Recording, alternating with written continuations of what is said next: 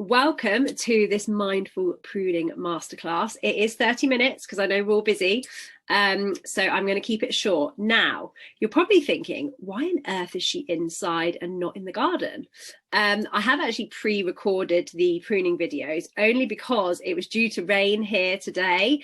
And I thought, there's no way I'm going to battle with like laptops, etc. in the rain. So I pre-recorded the videos. So I'm going to do a little bit of talking initially to kind of outline the methods. Then I'm going to talk about like the equipment and stuff. Then I'm going to show the rose pruning video. And then I'm going to show the fruit tree pruning video. Now, the method that I use applies to pruning all sorts of plants. So in the guide that you're going to get, there's a few kind of common garden plants in there of like when to prune them and by how much, etc. Because it does vary a little bit. But generally, the methods that I'm going to talk to you about, you can the same kind of steps apply.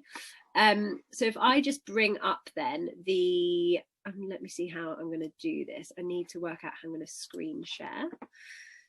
Share screen. Here we go. Oh, I just want to share my screen. Here we go. So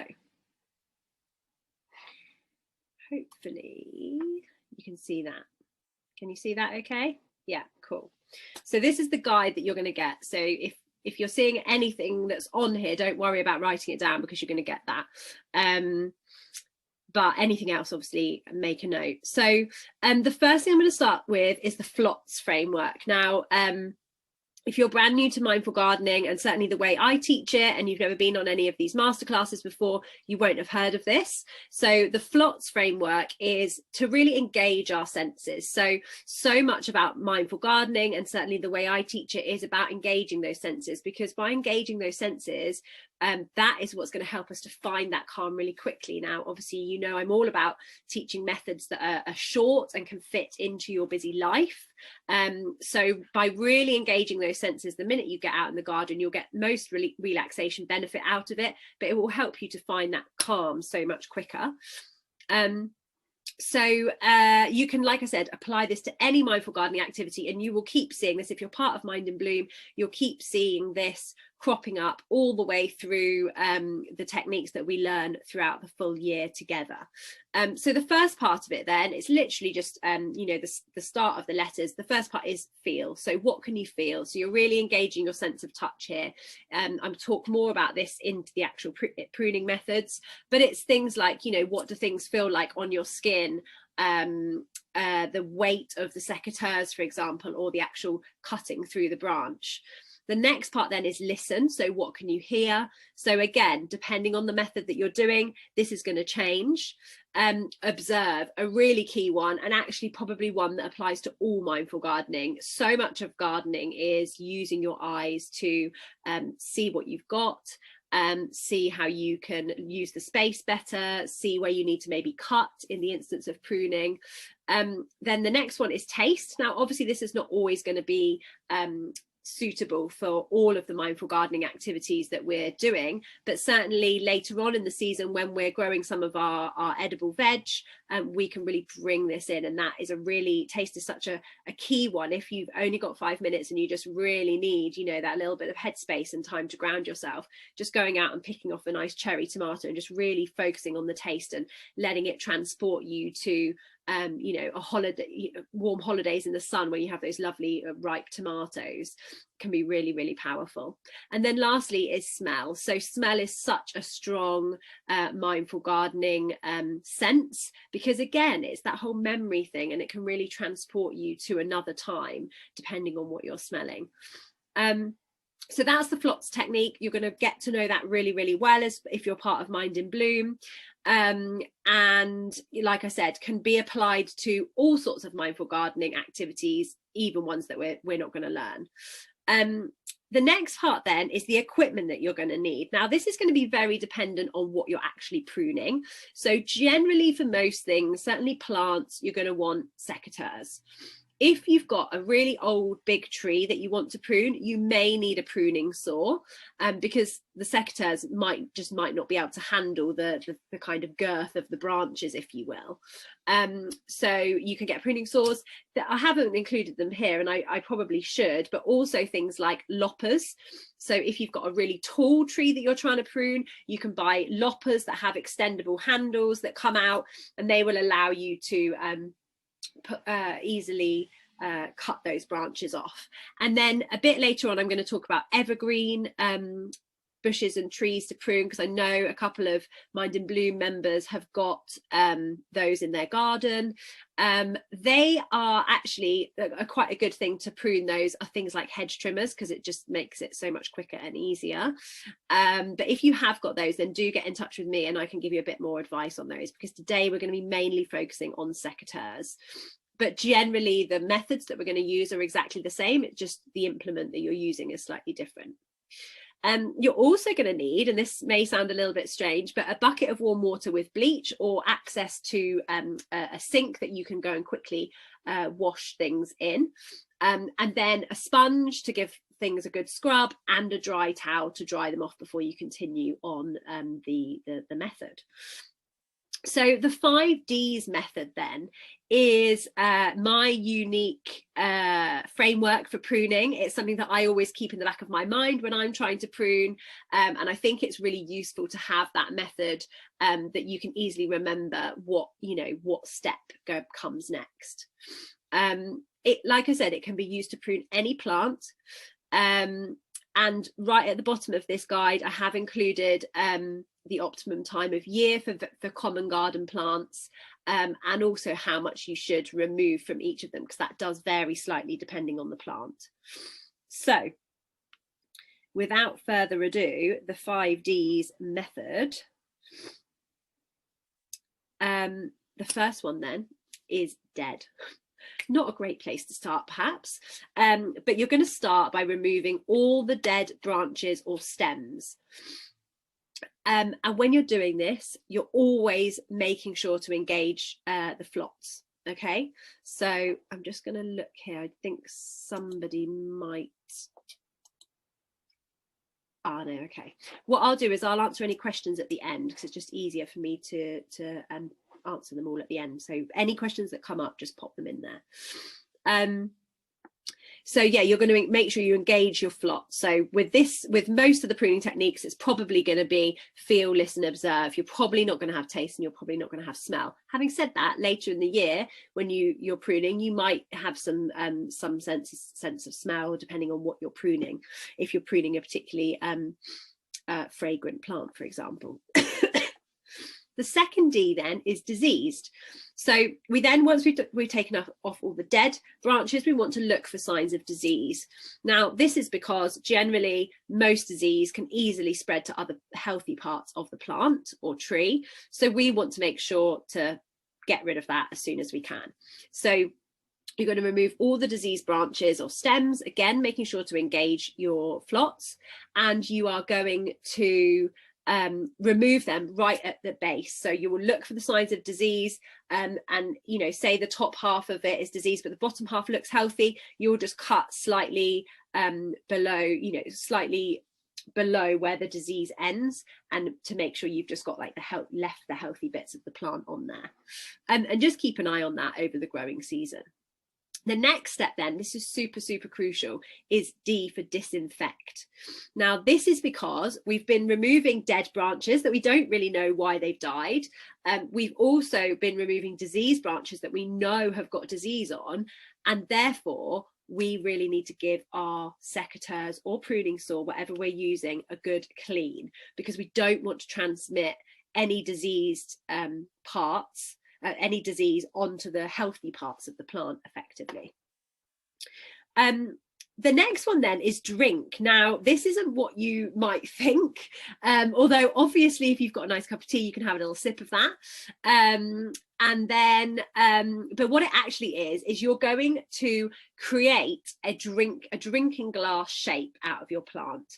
So it's almost like a wine glass or a goblet, and you if the bottom of the plant is where my hands are joining here, you want the stems to come up and out, and this is to allow the air to really flow in the middle of the plant. You know, you imagine once all the leaves are grown, if you've got lots of stems that are crossing over in the middle, there's not going to be a lot of airflow, and this just encourages disease. So you know, by getting rid of any crossing stems that are crossing over into the center, you're really opening out that plant, and you'll be able to create that goblet, wine glass, or drink shaped. You'll understand this a bit more when you see the video, hopefully. The fifth part then is decrease. So this is to effectively decrease the length of the stems of the plant. Now, as I said before, this changes depend on the plant, and underneath here I've gone into a bit of detail on some of the more common plants and trees that you've got. If you've got something in your garden and you're not sure when it needs to get pruned and by how much, then do either pop it in the chat or send me a message and I can let you know. So you know, February at the minute, I've kind of split this into 3 sections really, because you don't want to be necessarily pruning all year. It's quite nice to have a pruning time, but there are some plants that need to get pruned at slightly different times of the year. So February, we've got our apples and pear trees, which I'm going to show you an apple tree in a video in a bit. We've got shrub roses, we've got buddleias, really good time to do that now. Clematis, if they flower from late June onwards, so later flowering clematis, prune in February. And climbing roses as well. Now, the technique I'm going to show you today is for shrub roses. Climbing roses are slightly different, but hopefully I've given you some good information there that if you have got a climbing rose, you can tweak your method. You can combine the 5Ds method with what I've told you there to make sure you get a healthy plant. Then in April, it's going to be kind of evergreen shrub and tree time. Now, this is just because they're coming into active growth.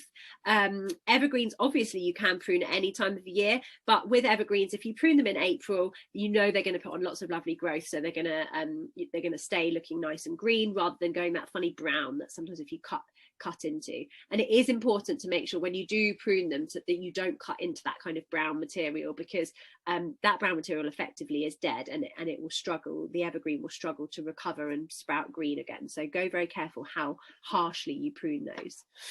And then August time is time for things like rambling roses. So if you're struggling to know the difference between a rambling rose and a climbing rose, rambling roses tend to just have one flush of flowers in June, and then you prune them after that, whereas climbing roses tend to flower all through the summer. So if you're not sure what you've got, just this summer keep an eye on you know, how often if it's flowering all through the summer or just in June, and then you'll know whether you've got a climber or a rambler. And then soft fruit trees. So I do go into a little bit more detail about this in the video, but generally soft fruit trees should be pruned in the summer, and this is to prevent them from getting diseased, basically. Right, so I am now going to pull up, I'm just going to stop my screen share, and I'm going to pull up my other video.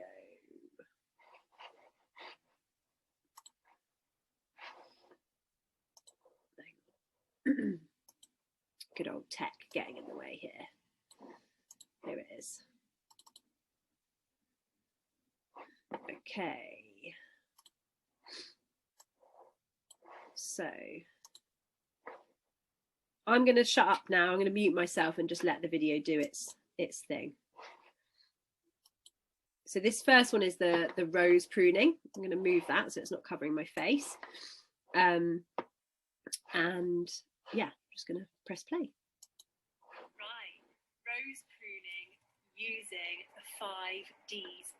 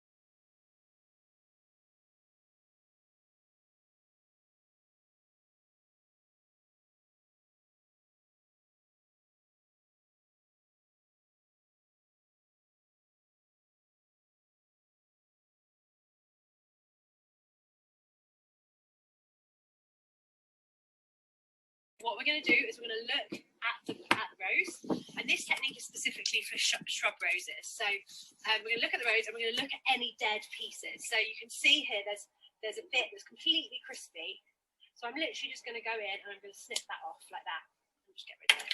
And then you can see there, that was where there was a flower and the stem itself has started to die back. So again, you just go down and you're just going to snip that off. So any bits that are dead, there's another one there, you're going to snip. Now, this one actually, I'm going to use as an example, because the next D is diseased. So you're going to remove any parts of the rose that are diseased. Now, the main disease of roses is black spot. And the easy way that you can tell black spot is by looking at the leaves. So you'll be able to see there that there's some black spots. And a really key way to tell that it is black spot is if you look closely, you'll be able to see like it's a fungus black spot, and the way fungi grow is they put out like almost like little tentacles, and you'll be able to actually see that in the rose. So this whole stem here needs to come off, because not only is this bit dead, but this leaf here is definitely diseased. Now what we do is we just track down the rest of the stem, and actually in a really black spot diseased rose you will see black spots on the stem. Now this stem doesn't have them, so what I'm going to do just to be sure is I'm going to snip this just here above an outward facing bud, and I'm just going to remove that whole section there with the dead bit on and the diseased bit and pop that in there. So I'm going to go around, I'm going to do that so I can see another diseased bit of leaf there. So I'm just going to snip that back. And I'm always choosing to snip above an outward facing bud, and this will help us with getting that nice open shape of the rose, which is what we want. This one as well looks not very healthy, so that outward facing bud is there, so I'm just going to snip and take that off. And there's another one there, so again, snip and take that off. So the other things I'm going to remove are these rose hips. So these are just effectively the fruits of the rose. So once the petals drop off, that's what you'll be left with, and they would form seeds. But you know, we want the plant now. The reason we're pruning it is we want the plant to put its energy into growing, so it can grow nice, tall, straight stems, and then produce lots of lovely flowers. So we want to remove these because we don't want the plant putting any more energy into what it's doing. So I'm not going to remove it back there. It doesn't look that good. Chop that off. And little passion flower bit.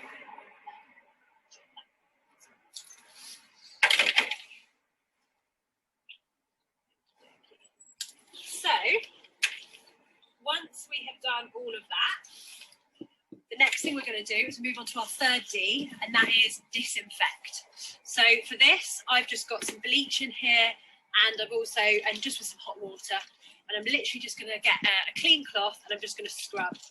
Now this is because you've just snipped off any potentially diseased parts of the flower, sorry, of the plant, and you don't want to transfer those onto clean, nice, healthy bits. So you just want to give it a good wash, and then you just use, I've just got a clean tea towel here just to give it a dry, get any of those bits off, because we don't want to introduce anything, you know, don't want to introduce the bleach onto the nice clean bits of the plant, just to make sure there's no disease left on it.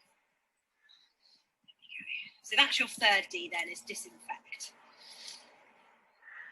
Now, your fourth D, is drink.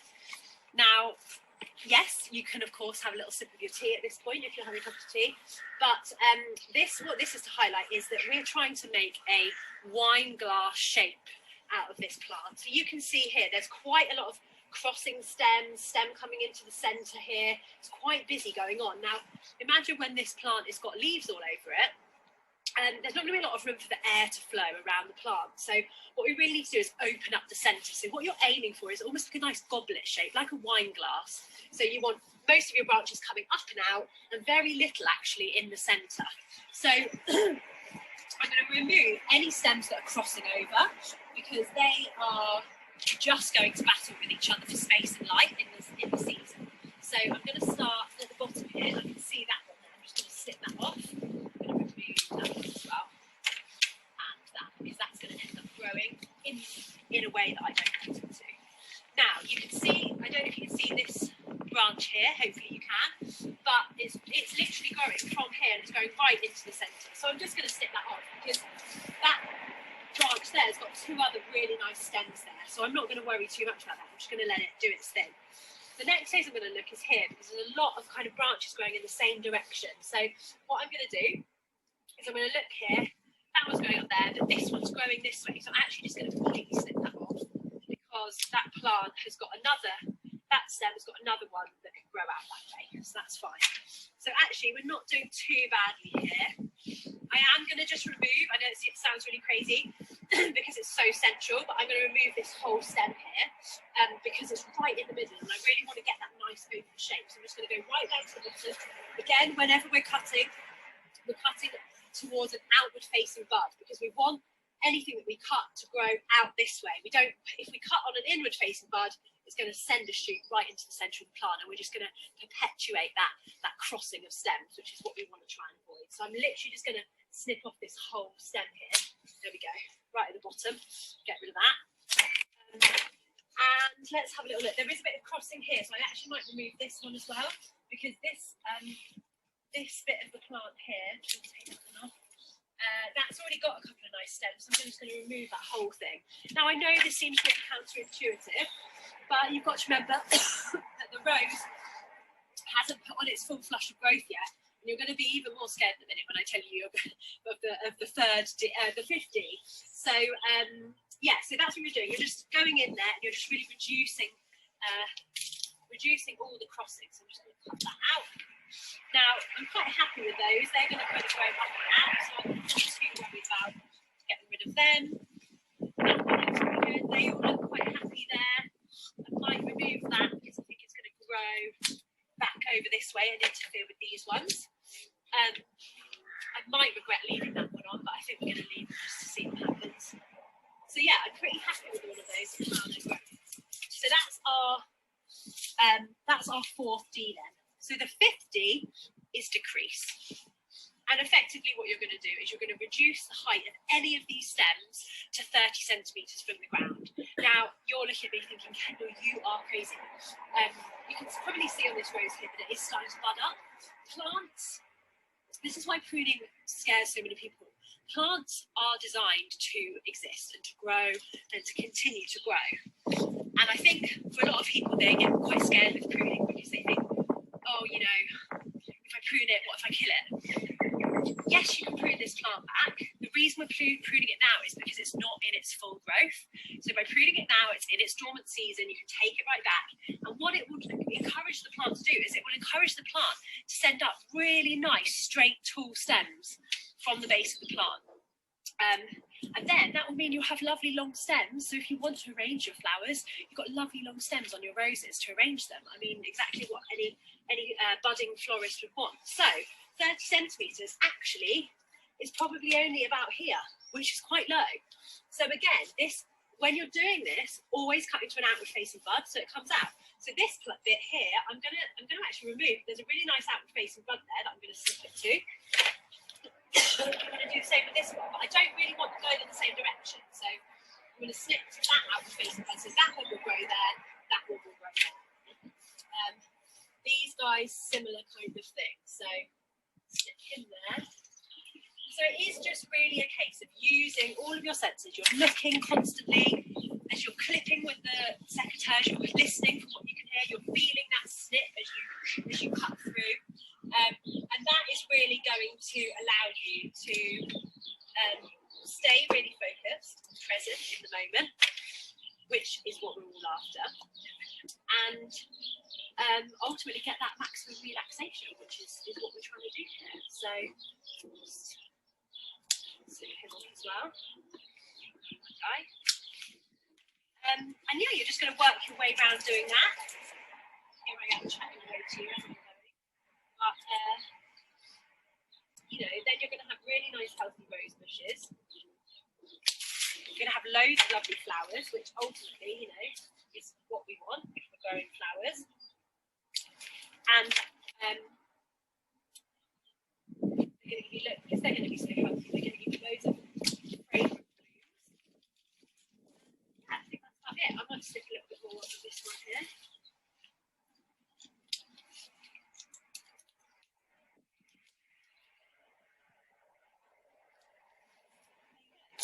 So it looks much reduced, but that's the idea. If you didn't trim it, it would just get really tall, really unwieldy. It would, the black spot would spread all over the plant. It would, you know, struggle to produce flowers because of disease. So, you know, this is something that you want to do every year. A, to get good flowers, B, to keep everything healthy, and also, you know, just for you to have that moment of, what did that take me?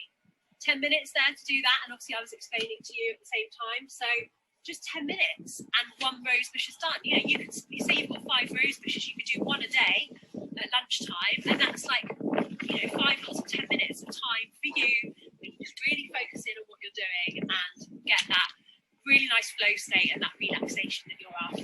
So yeah, give it a go. Let me know how you get on. Okay, so that was the first one. Sorry about the little, I muted myself thinking then then you wouldn't be able to hear me, but obviously just muted the whole video. But the initial bit was just kind of like an intro to the FLOTS method again, which I'd already kind of given you. So now, if you've got any questions at all that crop up about that, pop it in the video, pop it in the chat, sorry.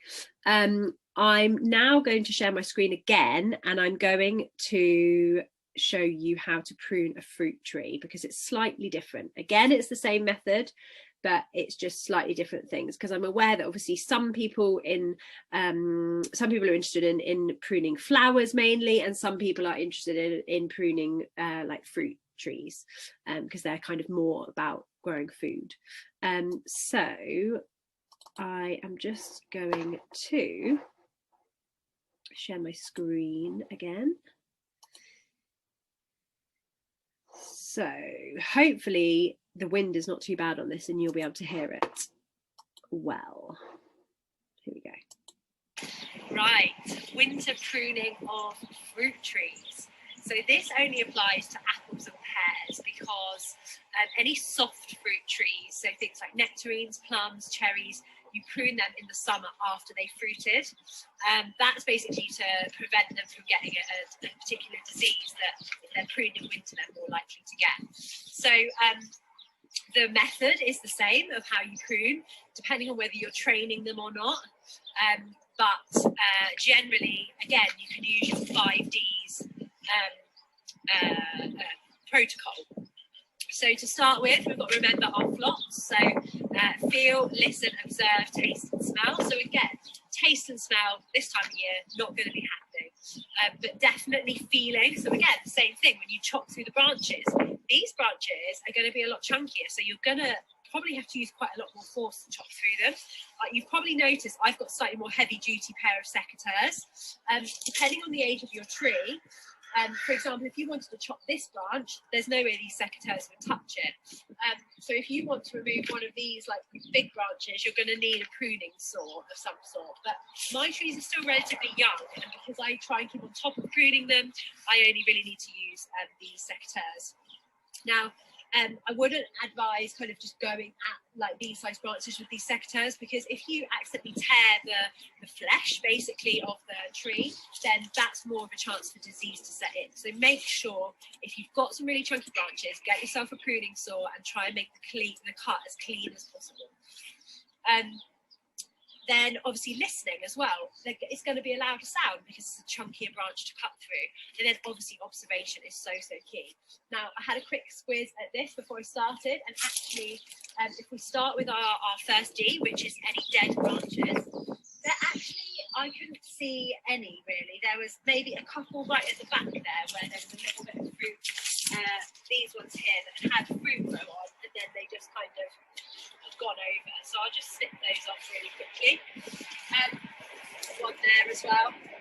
But disease wise, this tree is looking pretty good. If you keep on top of fruit trees, generally the diseases, especially with apples and pears, is generally relatively low, depending on the variety that you're growing. So actually, from a disease point of view, there's really nothing here to get rid of, which is great. But because I chopped a couple of dead branches, I am still going to clean my secateurs, because I really don't want, you know, you just don't know what's hiding in those dead ones. They might have been a bit diseased, and that's why they've gone. So I'm just going to give that a really good scrub there. With my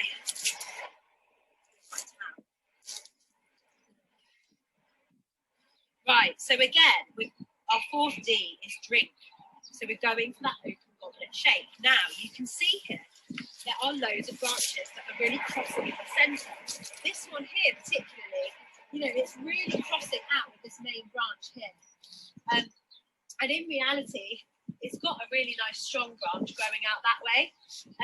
I could leave this one coming forwards, but actually I might leave it but reduce it in size, because what's going to happen is when these buds grow, it's going to grow straight out, and this is my driveway here. So, you know, there's a risk there that it's going to scratch my car. So you need to look at the environment that you're in as well, and which direction you want the tree to grow. So for me, I'm quite happy for it to grow that way, quite happy for it to grow that way.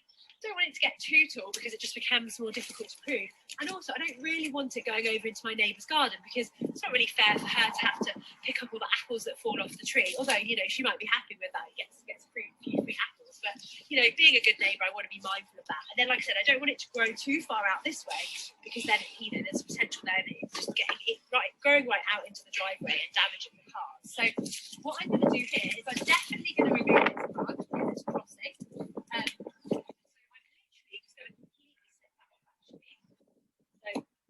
You can see there, that was quite a lot more effort that was required there, and it was quite a loud sound that you heard. So this is a really great activity.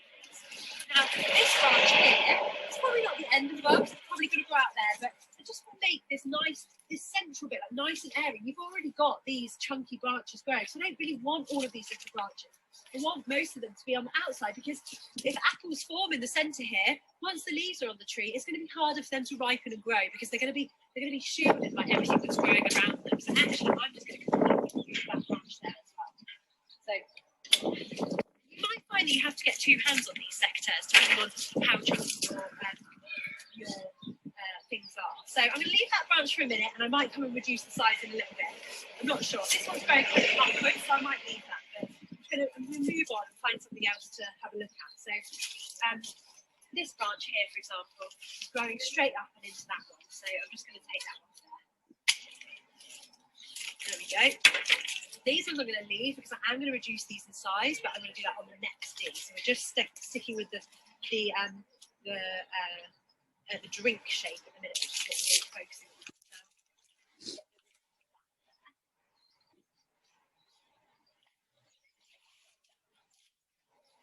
You can see I'm being quite brutal here, and I know you're kind of thinking, oh God, makes me a bit nervous, but in reality, how many apples can you eat, right? This tree last year produced so many, and I didn't manage to pick them all up, so I ended up wasting a load of fruit, which is really frustrating. My mission this year is to be more on it and get them quicker, but you know, it's going to be so much better for the tree if you do actually, you know, take good care of it. And again, when we're cutting, we're always going to an outward facing bud, so the tree branches grow outwards like that. This one here, can you see this is growing nicely outwards? This is kind of looping round, but there's loads of little buds growing on here. So if I chop this there, hopefully those buds will grow and it will grow out there, and it will make a nice shoot going out to fill this space here. There's loads of room for it to grow. So, you know, this can really, you can get really absorbed in this and spend loads and loads of time doing it. Right, because I'm going to be here for ages otherwise, I'm going to move on to the 50, which is decreased, okay? So I'm going to focus on these branches here because they're really long. And like I said, you know, if I look at the edge of the border here, that probably ends around here. Now, bearing in mind, all of the buds on the end of here are going to grow out towards there, and I'm not going to be able to get my car in. So I really need to give this a decent chop. But I want to make sure that I'm cutting it at a point where the branches will grow in the right direction. So ideally, I kind of wanted them to grow upwards, or at least kind of up at an angle. So I've got to look here really closely. So there's a bud that's coming here that would grow out there. Now that would be okay, because I might reduce this branch in length anyway, so that will grow out here, and actually that would be quite a good one. Or there's a bud that's literally here that's pointing right up at the ceiling. So actually, I might not reduce it down quite so much, but I might take a bit of a chance. Now, like anything with gardening, this is a little bit of trial and error. This might backfire horrendously on me, but you know, then next year I can try something different. Whatever you do, unless, you know, it's really difficult to kill off things by pruning. And I know for a lot of people, pruning like just sort of strikes the fear of God into them, and I get it. But actually, you know, give it a go. And what's the worst thing that happens? The tree does die, but the chance of that happening pretty slim. Because, like I said, you know, things want to live. They want to keep growing. They want to grow fruit, bear fruit, and set seed, and then spread. You know, that's what in their nature. So you can't go too far wrong, I guess. So I'm going to leave that one there. Now this one here is again really long, sticking right out into the driveway. Now there is a couple of buds on here. Now one of them's going back into the tree. This one is kind of going upwards. So I actually could chop there, but if I come along to the very next one, there's two buds on here. Both of which I'm going to use to chop there. Now these are going to kind of become the leading branches, basically. This one here, I'm just going to chop there. Methodically moving around, reducing the height. Now this one was the one I was doing earlier, where I chopped off these branches. So if I look at what I've got going, so that, if I chopped there, would grow in that way. We don't really want that. That one would grow down, not ideal. I mean, not the end of the world, but not ideal. That one's going to grow up here. That one's going to go up here. Now, there is quite a lot of space going up that way at the minute. So I could go there. I'm just trying to think, actually, whether it would be sensible for me to... No, I think I'm going to go for this one here. So I'm going to chop there. And then that's going to grow upwards into that nice gap. So you can see there, again, I'm just moving around, methodically reducing. Now, generally, the rule is, once you've done that, generally the rule is, once you've kind of cleared all the middle stuff out, is reduce last year's growth by a third, okay? So if we take this one here, it's a really nice example. This is all of last year's growth. Now, the way you can tell that is it's still that kind of almost reddy brown. When you compare it to the kind of silveriness of the slightly older wood that you can see here. So that's the year before, and this is last year's growth. Now, a third, if we reduce that by a third, so you take that, a third is probably kind of here. So again, choose your outward facing bud. That there's one there, so it could come towards me that way, or there's one over there and it could go out that. So I think I'm actually going to choose that one. I'm just going to sit it there. Okay, there we go. Now, there we go. So yeah, that's pretty much done. And obviously there's a lot more pruning to do, but I think that gives you a really good overview of those 5 Ds. And enjoy. Let me know how you get on. Bye. Okay, so hopefully that's given you a bit of an idea of the kind of processes to follow. If you've got any questions, then pop them into the chat and I can answer them now. I'm going to scroll back through. So Rachel asked what secateurs are best. So obviously you saw me there use 2 different types of secateurs. Generally just because I bought those fruit trees, they started to grow, and the secateurs that I already had were just not man enough basically to cut through. So I had to get some chunkier ones. So it's really up to you. I have a few different types. I have some flower snips, which are really quite little for cutting cut flowers. So when I'm out in the garden in the summer and I want to cut flowers, I use those. They're much lighter. They're almost like little pin heads, so you can easily get in and cut. Then I've got the secateurs that you saw me use on the roses, so they're slightly chunkier again.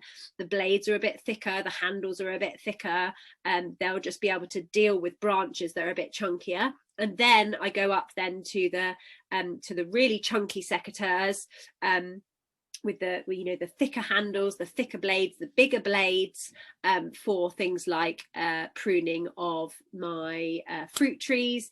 Then if I was to go any bigger, it would be a pruning saw, which as yet for me personally, I haven't had to use because none of my trees have got to that stage. I do have a set of loppers that I use on mainly only my neighbours have got some like trees that really overhang into my garden, and they're really tall, so the only way I can get to those is by using my lopper.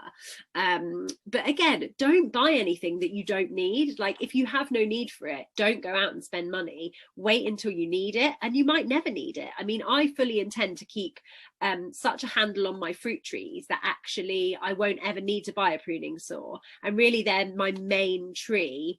A better make, so there are a few different makes I really like, and they are expensive, but they will last a really long time. It's a brand called Niwaki, so Niwaki. It's a Japanese brand, and weirdly enough, I never realized this, but they literally are across the road from where my parents are based, which is so random. And I'm, once lockdown's over, I'm going to go and visit their showroom. But they do loads of different really beautiful, they're beautiful tools, but they're really functional. And, you know, buy a pair of those and they should literally last you 25 years or something. Yes, you can spend much less money in the garden centre, but they just won't last as long. From the garden centre, I really like Bergen and Ball, mainly because they come in really bright colours. So I've got a really bright pair of snips, flower snips. They're literally fluorescent pink. They've lasted me for years. I do look after them and oil them and clean them every year. But the thing I like most about them is they don't get lost in the garden because because they're so bright. So if I forget, you know, manage to leave them out in the garden, which does happen, I'm sure we've all done it. And and sometimes, like, once all the plants start to grow, it's quite hard to see them, but because they're so fluorescent bright, then they're really, really good. So yeah, if you like bright colors, I'd say go for Bergen and Ball. I think they are called like fluoro something, like as in fluorescent. You might have to go online to buy them. The Niwaki ones, like I said, more expensive, will last you longer, but they don't come in the kind of bright colors. So I guess it depends, you know, what you like really. But I do think it is worth spending a little bit more money on either the Bergen and Ball and then the Niwaki, if that's the kind of things you like, because then you just get, you know, more use out of them. But yeah, if there's any other questions, pop them in the chat. Otherwise, I look forward to seeing how you get on. Do let me know what you're planning to prune, and then send me before and after. And obviously, if you are part of Mind in Bloom and you're mid-prune and you suddenly think, oh God, I can't remember what she said, you can re-watch the video because you'll get a replay, or you can message me.